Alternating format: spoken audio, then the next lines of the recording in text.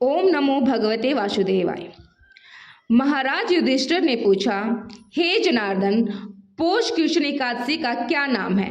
उस दिन कौन से देवता का पूजन किया जाता है और उसकी क्या विधि है?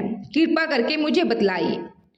भक्त वत्सल भगवान श्री कृष्ण कहने लगे, धर्मराज, मैं तुम्हारे स्नेह के कारण तुमसे कहता हूँ कि एकादशी व्रत के अतिरिक्त मैं अधिक से अधिक दक्षिणा पाने वाले यज्ञ से भी प्रसन्न नहीं होता। इसे अत्यंत भक्ति और श्रद्धा से युक्त होकर करें। हे राजन, पौष कृष्ण एकादशी का महत्व तुम एकाचरित होकर सुनो। इस एकादशी का नाम सफला एकादशी है। इस एकादशी के देवता श्री नारायण हैं। विधि पूर्वक इस व्रत को करना चाहिए। जिस प्रकार नागों में शेष नाग, पक्षियों में गरुड़, सब ग्रहों में चंद्रमा, यज्ञों में अश्वमेघ और देवताओं में भगवान विष्णु श्रेष्ठ हैं, उसी तरह सब व्रतों में एकादशी का व्रत सर्वश्रेष्ठ है। जो मनुष्य सदैव एकादशी का व्रत करता है वह मुझे अत्यंत प्रिय है। अब इस व्रत की विधि कहता हूँ, सुनिए। मेरी पूजा के लिए ऋतु के अनुकूल फल, नारियल, नींबू, नैवेद्य आदि 16 वस्तुओं का संग्रह करें। इस सामग्री से मेरी पूजा करने के बाद रात्रि को जागरण करें। इसे एकादशी के व्रत के समान यज्ञ, तीर्थ, दान, तप तथा और कोई दूसरा व्रत नहीं है। 5000 वर्ष तप करने से जो फल मिलता है उससे भी अधिक फल सफला एकादशी का व्रत करने से मिलता है। हे राजन, अब आप इस एकादशी की कथा सुनिए। चंपावत नगर में एक महाशन नामक का राजा राज्य करता था। उसके 4 पुत्र थे। उन सब में लुम्पक नामक वाले बड़ा राजपुत्र महापापी था। वह पापी सदा प्राय स्त्री, वेश्यागमन तथा दूसरे बुरे कामों में अपने पिता का धन नष्ट किया करता था। सदैव ही देवता, ब्राह्मण, विष्णु की निंदा किया करता था। जब राजा को अपने बड़े पुत्र के ऐसे कुकर्म के बारे में पता चला तो उन्होंने उसे अपने नगर से निकाल दिया। तब वह विचारने लगा कि कहाँ जाऊं, अब क्या करूं। अंत में उसने चोरी करने का निश्चय किया। दिन में वह वन में रहता और रात्रि को अपने पिता की नगरी में चोरी करता तथा प्रजा को तंग करना और उन्हें मारने का कुकर्म करता। कुछ समय पश्चात सारी नगरी भयभीत हो गई। वह वन में रहकर पशु आदि को मारकर खाने लगा। नागरिक और राज्य के कर्मचारी उसे पकड़ लेते किंतु राजा के भय से छोड़ देते। वन के एक अति प्राचीन विशाल पीपल का वृक्ष था। लोग उसे भगवान के समान पूजा करते थे। उसी वृक्ष के नीचे वह महापापी रहता था।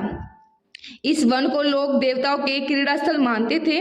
कुछ समय पश्चात पौष कृष्ण पक्ष की 10वीं दिन के दिन वह वस्त्रहीन होने के कारण शीत के चलते सारी रात्रि सो नहीं सका। उसके हाथ पैर अकड़ गए। सूर्योदय होते होते वह मूर्छित हो गया। दूसरे दिन एकादशी को मध्याह्न के समय सूर्य की गर्मी पाकर उसकी मूर्छा दूर हुई।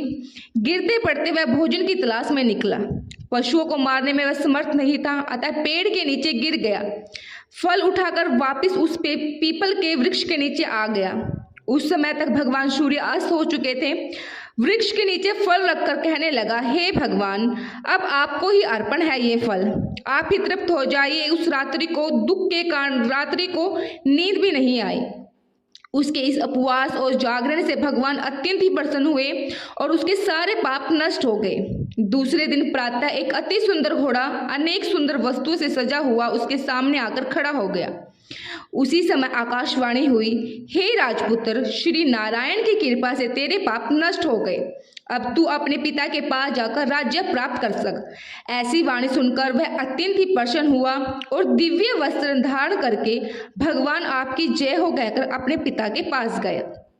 उसके पिता ने प्रसन्न होकर उसे समस्त राज्य का भार सौंप दिया और खुद वन का रास्ता लिया। अब लंपुक शास्त्र अनुसार राज्य करने लगा। उसकी स्त्री, पुत्र आदि सारा कुटुंब भगवान नारायण का परम भक्त हो गया।